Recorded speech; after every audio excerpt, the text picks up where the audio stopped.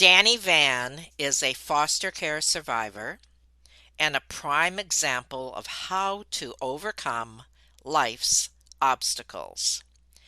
He shares his journey from a broken home to an orphanage, foster homes, blended and broken family, to an emancipated minor at 17, and then, finally, independence. Striving to become a premier Elvis impersonator, entertaining audiences internationally for 45 years, and then inducted into the Elvis Presley Impersonators Hall of Fame. You are going to love his story of never, ever giving up hope. Have you ever felt like giving up, quitting, throwing in the towel? Welcome to Never Ever Give Up Hope featuring Carol Graham. She's an author, health coach, and motivational speaker. Backed into a corner multiple times in her life, Carol shares with you stories on how she overcame some of the toughest obstacles a person can go through in life, but refused to give up hope. Rather than admit defeat, an opportunity was presented, and it involves each and every one of you. Carol will feature spectacular guests who will share their messages of hope, encouragement, and their inspiration to prove why life's adversities only make you stronger. And now, welcoming the host of the show, here's Carol Graham.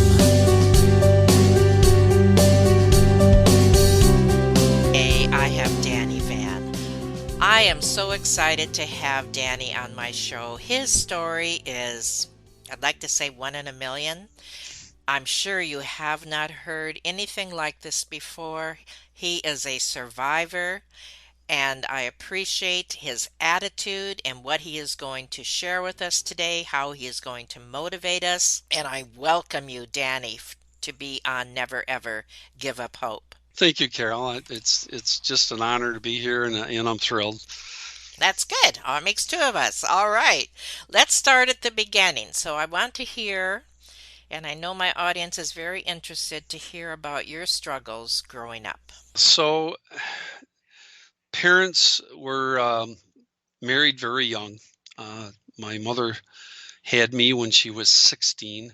By the time she was 26, she had 6 kids. And as the oldest, I got the dubious honor of becoming the diaper changer, bottle washer, and mom's right-hand man at the age of 4. And from there, I learned to take care of everybody else, make sure they were all happy and comfortable. And as we grew up, it was my job to keep everybody in line. My parents' marriage at first was pretty nice. We lived in Bay City, Michigan, and probably about the time I turned 7 or 8 years old, maybe I was 9, they got divorced, and there was a lot of violence leading up to the divorce. Dad had a temper. He frequently broke things. Mom was Italian, so prior to the divorce, there were many, many meals that we had where we literally had tossed salads at the table because she was smaller than Dad, and the only way she could defend herself was to throw things at him. So we went through a lot of stress and trauma as youngsters. When they had their fights closer to the time that they got divorced, Mom would scoot us upstairs, and we had one of those old salt shaker homes from the turn of the last century, 1910 or something like that. So the stairwell to go upstairs was right off the dining room, and she had a door on there, and it had a slide bolt, one of those old, slide it across, drop it down. So she would lock us up there when the fight got too intense to keep us out of harm's way. But then we got to sit on the steps and listen to the pounding flesh, listen to breaking glass, listen to the arguing. it made my siblings very upset and very sad. And, you can't console them, when they're that young and they're still hearing it. So we would hear mom would threaten to call the police. Dad would rip the phone off the wall. That back when they had the phones on the wall, and then all of a sudden things would go quiet. We'd hear a door slam, and there was nobody in the house but us, and we're locked upstairs. We went through that for months and months and months until Dad finally packed up and left, and they got divorced. Mom got the house. Mom got the kids. This was in the 60s. She got alimony of some sort, I guess. I really wasn't old enough to understand all that back then. And she kind of decided at this point, like, hey, I'm free. Remember, she was 15 and now she's got 6 kids. Now she's, 26, and she's going to start doing a little exploring. So we had a lot of babysitters. She couldn't get a great job back then, so she waitressed and short order cooked, and it wasn't enough money to handle 6 kids. She struggled.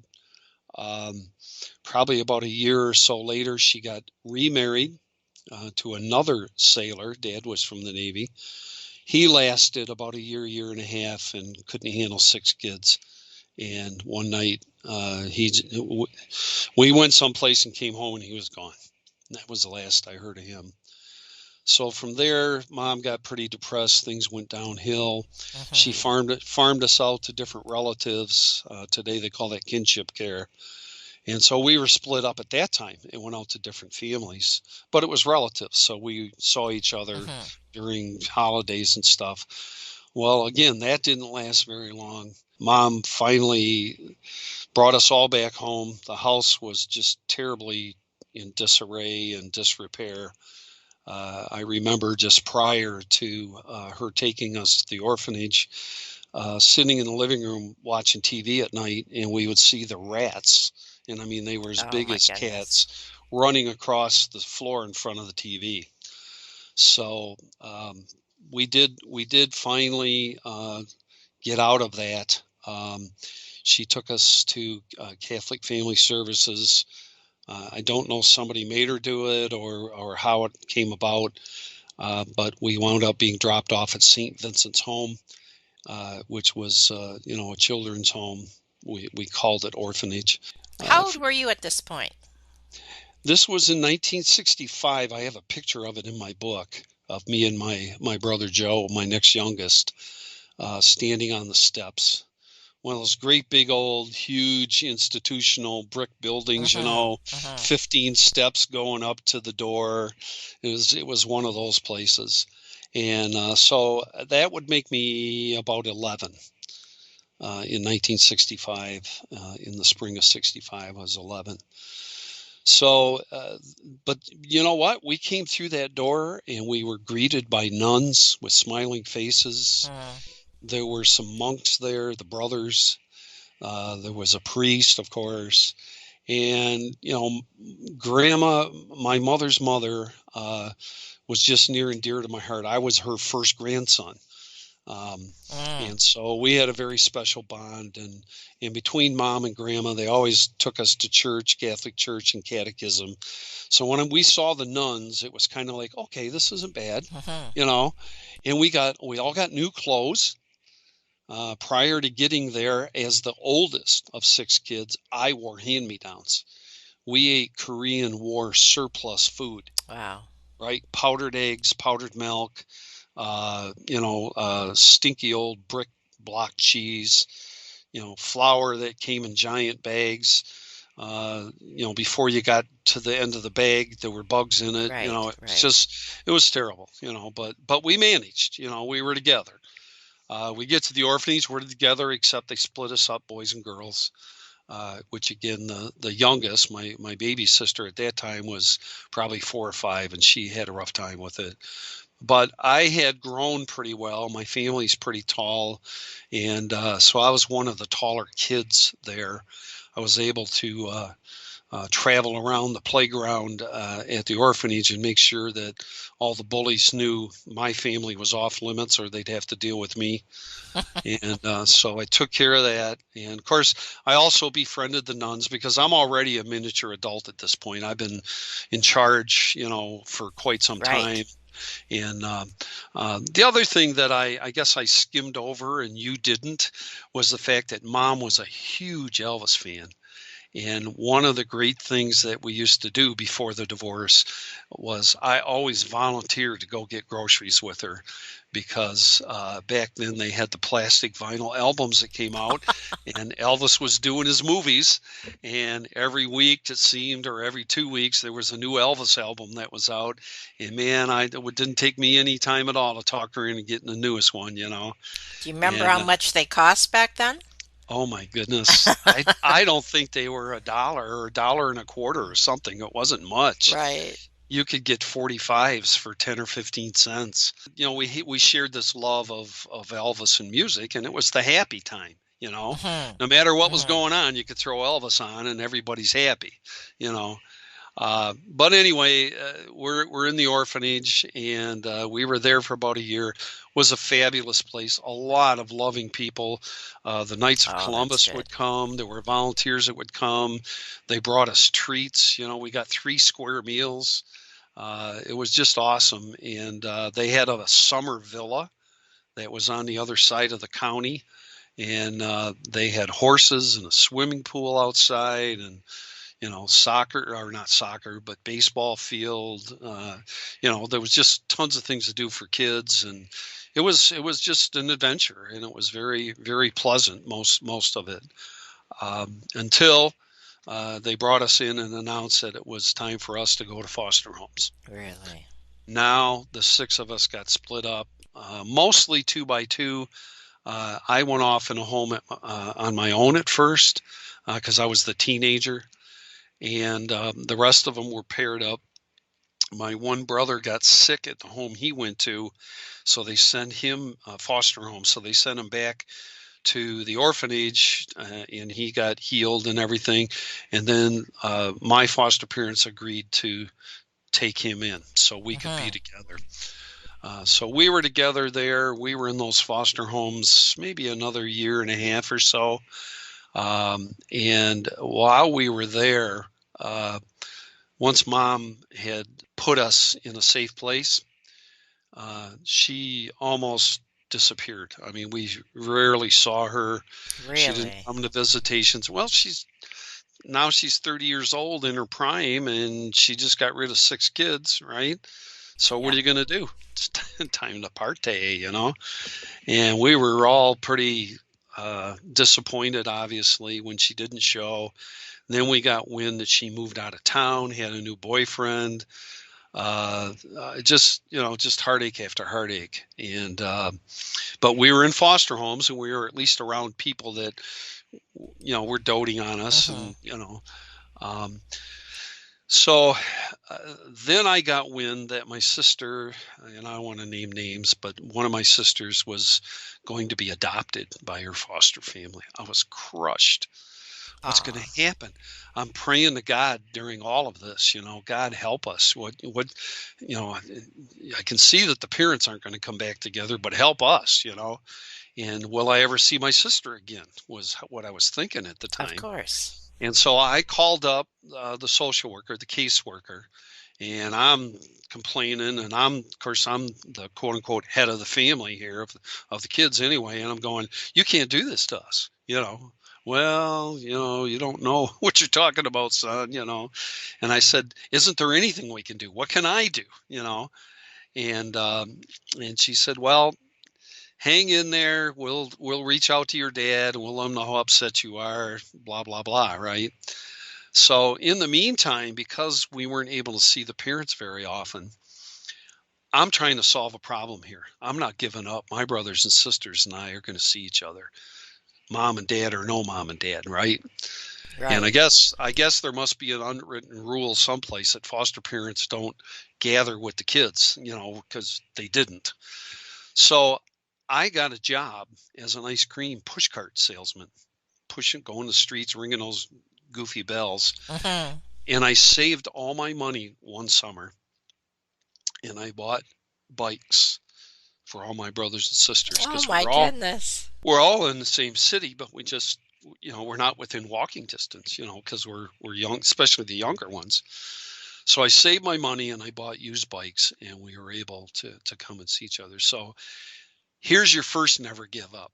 Don't take no for an answer. I don't care if I was 15 at the time, you That's know, right. and you can make things happen. I was fortunate to have foster parents that let me do that, right? And I was fortunate that the ice cream company let a 15-year-old take their cart and their ice cream and their money. But I guess I had that air about me that people understood I was more mature for my age than I should have been, and apparently was trustworthy. So that worked out. Now, again, going back to us being split up and the adoption, praying to God, calling out, trying to get people to help, and the next thing I know, I get a call from the caseworker. My dad has repurchased the homestead, Oh my and goodness. it had been condemned, and he's been working on it for weeks or months, and his goal is to reunite the family. Nobody still knows where mom is. She's out of town someplace. And so dad was able to get my youngest brother and me out of our foster home first, because I had the skills and the wherewithal to help him as a Mhm. co co-carpenter, as it were. And so we moved back in with dad. We helped fix up the rest of the house, and ultimately he got all six of us back, Oh and my goodness. things were going great, right? And I thought, man, this is awesome, and we have dad to ourselves.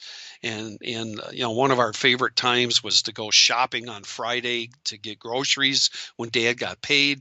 So he'd come home from work and we'd scour the cupboards and, okay, we're missing this and what about that. It was fun. It was an adventure again, right? Mhm. And so we did that for I don't know how many weeks or months, and then all of a sudden the caseworker shows up. These kids are alone with a 16-year-old, 15, 16-year-old brother, and this won't do. You got to get a nanny. So dad shows up with this nanny that he met at the Wonder Bar, because dad was an alcoholic, if you couldn't tell from all the other previous stories. And he shows up with this nanny, nice, very nice lady, well organized, and she knew how to handle kids. And kitchen's off limits now, so that kind of bent my nose a little bit because I was chief cook and bottle washer, right? And so I got and I understood, there had to be some order. But they wound up going out and drinking on Fridays together, still leaving us a little bit of time together, Mhm. and they wound up getting married. And it wasn't too long after they got married that the fight started up Oh again. It my was word.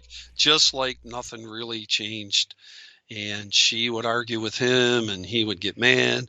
They did stay together for 30 years, and in the course of that Oh my 30 word. years, Carol, he broke her jaw 3 times in Oh. years, and she wouldn't leave him. From there, when the fight started, I just couldn't handle it. So by this time, mom caught wind of what was going on. She moved back to town.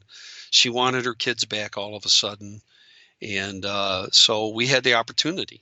When the fights broke out at the homestead, I said, "Fine." I went to the caseworker. This is an unhealthy place. I need to get out of here. Okay, your mom's in town. You can go stay with your mom, right? So I went and stayed with my mom. Guess what? Mom's still partying. Come home from school. There's people in the house I never met before. Mhm. There's all kinds of stuff going on at all hours. So that wasn't working. So then I bounced back to dad's, telling dad, if you're going to keep fighting, I'm not coming back. If you can keep it under control, I'll be back. And of course, that kind of went over like not really well, because who are you to tell me what to do? I'm your dad. So, but I had to go somewhere. So we went back and forth, and what I did, usually my siblings followed and trickled, right? I did it, then another one came, then another one. We went back and forth a couple times. Finally, at 17 years old, I'm I'm I'm at my wits' end. Actually, at 16 years old, I'm at my wits' end. And I still have the strong desire to be a singer. I joined choir, at high school, at school. And the greatest thing that my stepmom ever did for me was in the Christmas of 1968. She talked my dad into buying me my first guitar because of how Mm. I wanted a guitar so bad. I made one out of a cigar box, a broom handle, and a rubber band. Right? Yeah, I'm gonna be like Elvis, right? And so they got me a guitar. Man, it was in heaven. I ran down the street to my buddy's house. His dad was one of those mariachi band guitar players, Right, right. and he agreed to teach me how to play guitar. My fingers like almost bled. I learned how to sing. The very first song I learned how to sing, "Love Me Tender." And I'm going to be like Elvis. Before my voice changed, I'm going to be like Elvis. Sound like Wayne Newton singing Elvis, but I'm going to be like Elvis. And so I did do that. And so I started going to talent shows. I listened to the radio. They had talent shows around back then. And so my dad, when he married the nanny, she had two girls living with her, two daughters. So now we went from 6 kids and 2 adults to 8 kids and 2 adults. Even more chaos, right? So they went camping one weekend. I was working at Burger King because all this time I knew I had the ice cream job. I liked having money. I liked being able to pay for things and take care of myself if I needed to. So I was working at Burger King that weekend. I knew the talent show was going on, and they wanted to go camping, and I said, no, I don't want to go. This time I'm 16 and a half. I'm not quite 17 yet, but I'm old enough, right, to stay home by myself. So they said, you could stay home. Went to the talent show, and I met some people there from Cadillac, Michigan, 100 miles from Bay City, where I was living at the time. And I was singing like Elvis. They had a daughter that sang like Tammy Wynette, Oh, and she had a good voice. She was a good singer. And after I did my songs, the dad and the daughter were like, boom, all over me. Wow, you're good. And I'm going to call my wife up in Cadillac. Would you sing Elvis to her? She loves Elvis. So of course, I sang for everybody and anybody. I just love to sing. And so I did. And we got done with that. And he says, well, what are you doing, the rest of the weekend?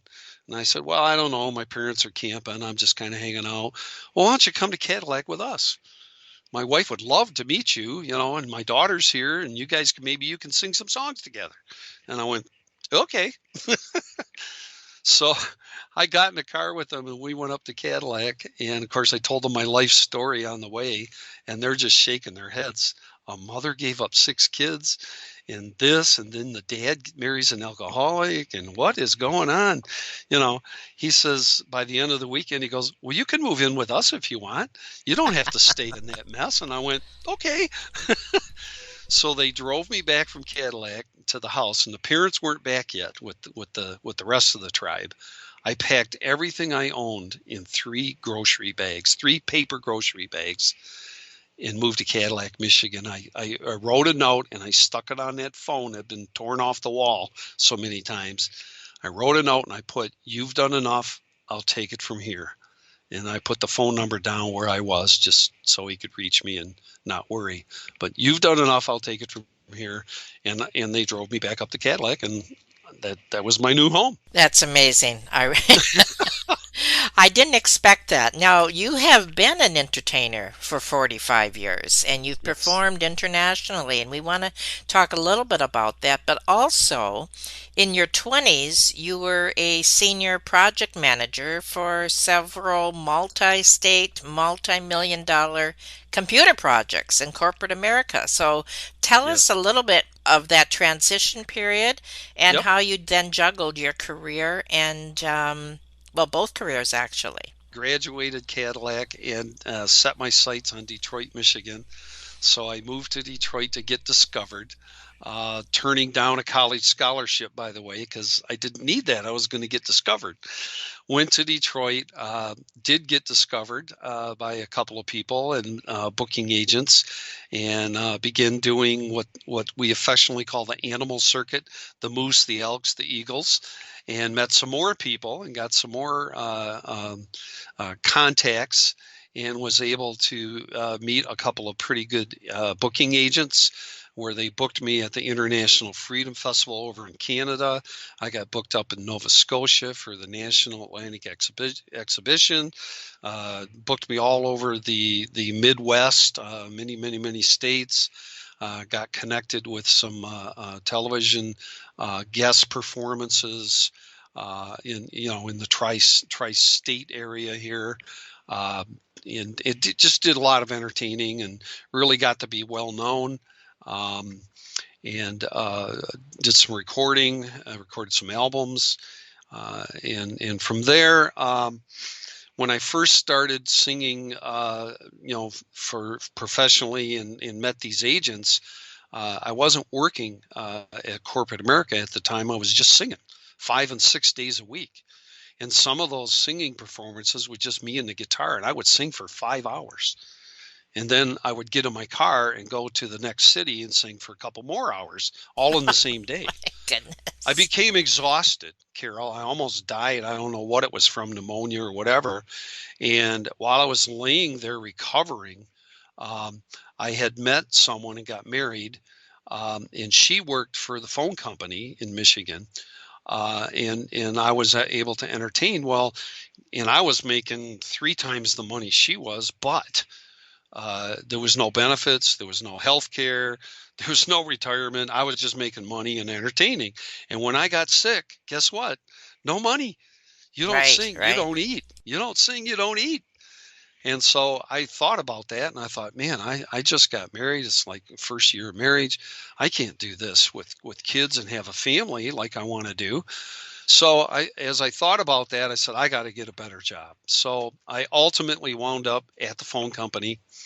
I got into outside work to begin with, the man job on the lineman, and then from there they saw my abilities, and I was encouraged to become a supervisor and study, go to college. So I did finally agree to go to college, and they paid for it, which worked out pretty good.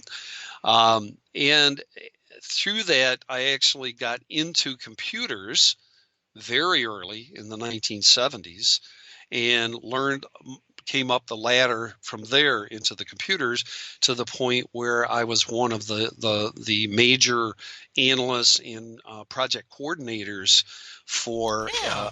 a Michigan Bell multi-state conversion project that we did.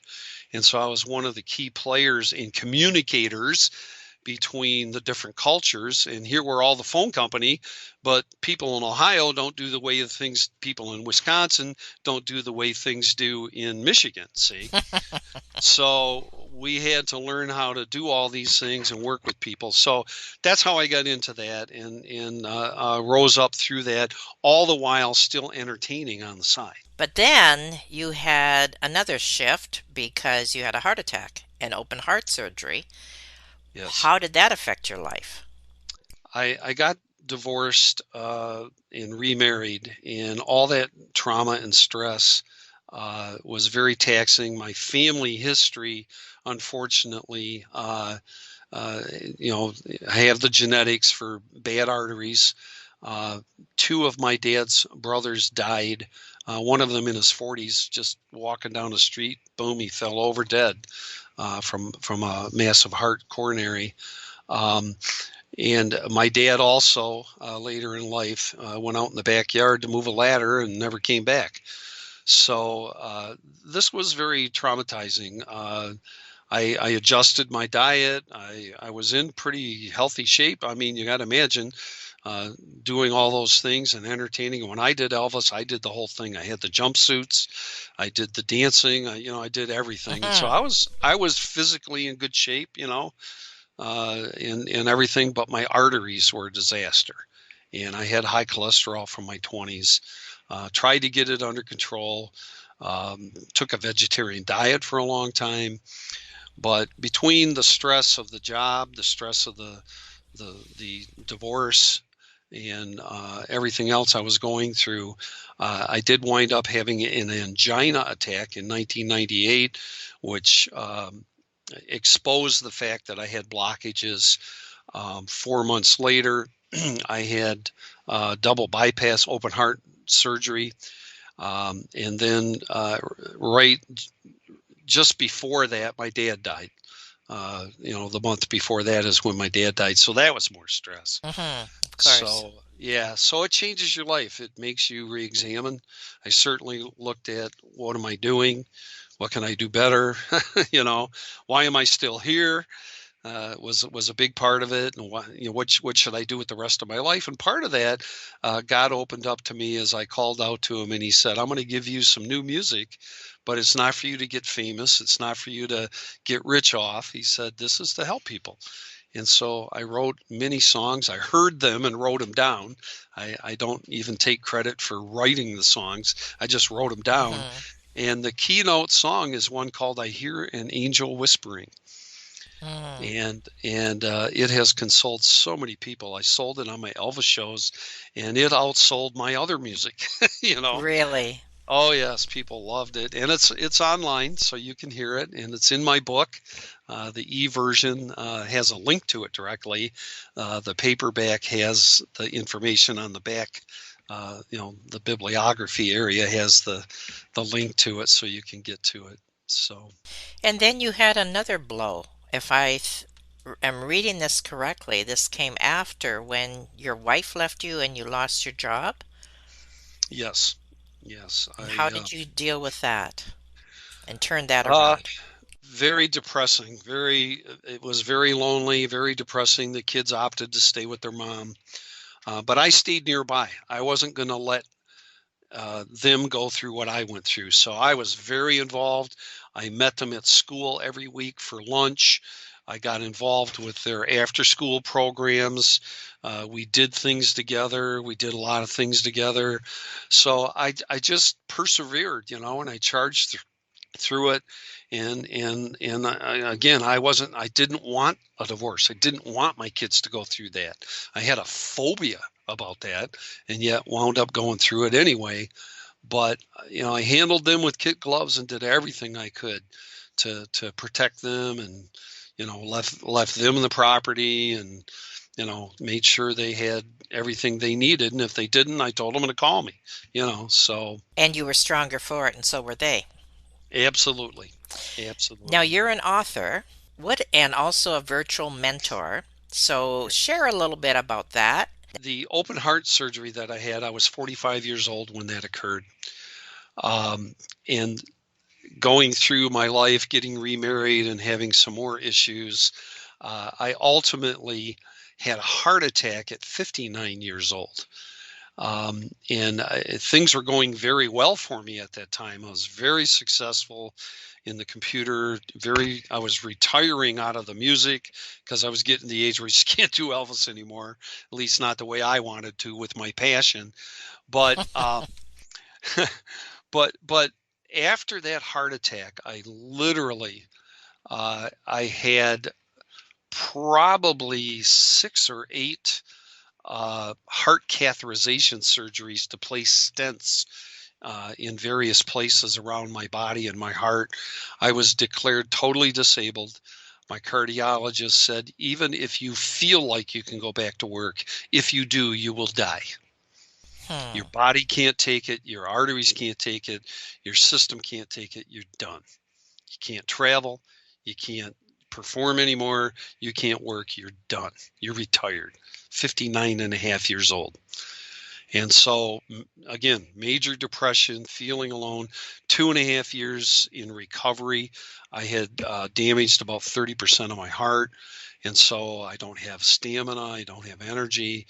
And I'm sitting there for 2.5 years. Now what? Right. God, how can I still be of use in this life? Right. And so I remember doing some of those concerts that I had done a few years earlier for some boys' homes, because I went to give it back, right? Pay it forward.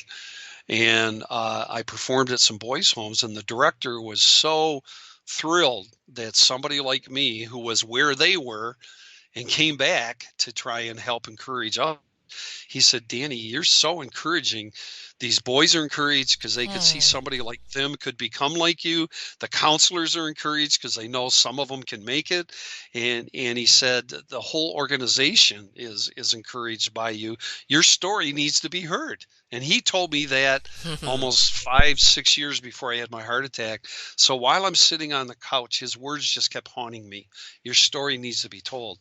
People need to hear your story. And so I wrote it down. I wrote the book, My Journey in the Shadow of the King. And how did you become a mentor? Throughout promoting that book over the last year and a half, because it's been almost 2 years now that I wrote that, I began to realize that not only did the story need to be heard and just writing it wasn't enough, I needed to reach out and get to some of these organizations. So I literally got back in touch with that director from Bay City Lutheran Boys Home. His name's Gordy. And I told him what I was doing. He encouraged me. He proofread my book for me. He wrote the foreword. And so I got back in touch with that organization in that whole sector that he said they need to hear your story, and it was just a natural fit. I need to get in touch with more of these kinds of people and share my story. So that's what I've been doing. And as I've done that, one thing's led to another and to another, to these podcasts that you've invited me to. Thank you again. And I also discovered that there's homeless people out there that need these encouraging words. And there's other people around the world that your audience belongs to that just plain old are discouraged, and they're running into brick walls, or they've had the rug pulled out from underneath them, and they need to hear it's okay. Life's a journey. This is just the next stop. That's funny. I was going to ask you to summarize, and you just did, because you put it in total perspective from where you came to where Yes. you are to where you're going, and who is on that journey with you, who has learned from you. And we are part of that audience today where we have learned from you, and that every time I hear one of these stories, and it definitely, makes me tear up and choke up, and yet on the other hand, I know the end of the story.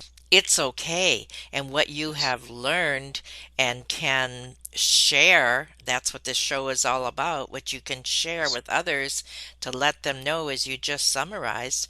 It's okay. It's going to be okay. You're going to survive. Look what I went through. Look where I've been. Look where I'm going. And I believe that that is your message. Is there Yes. anything else in closing that you want to share along those lines? Don't leave God out of it. Bring him along with you. He was with me. My book details so much more, and all the ways that I can look back now and see that there was intervention. God intervened. He brought people alongside of me. Don't just try to go it alone. Reach out to others that can help you. Find people that are successful. And if you're trying to learn how to do something, go find someone that's doing it. If you're just totally devastated and alone, God is there. He's waiting for you to reach out to him and call him. Do that. And Carol, it's just been awesome. I hope that people are encouraged, and if you are discouraged, hang in there. It does get better. I totally agree 100% with everything you said. And yes, we definitely will have all your contact information on your webpage, and people will be able to get your book there and to read about you and to email you and follow you. And again, thank you so much, Danny Vann, for being on Never Ever Give Up Hope. It's been my pleasure. Thank you. Thank you for listening to Never Ever Give Up Hope, featuring Carol Graham. Did you know that most people succeed because they are determined to? Quitting was never an option. Carol loves your comments and will respond to each one. So please subscribe and review this podcast. A rating of 5 stars would be outstanding and appreciated. Remember, if you are still here, there is always hope.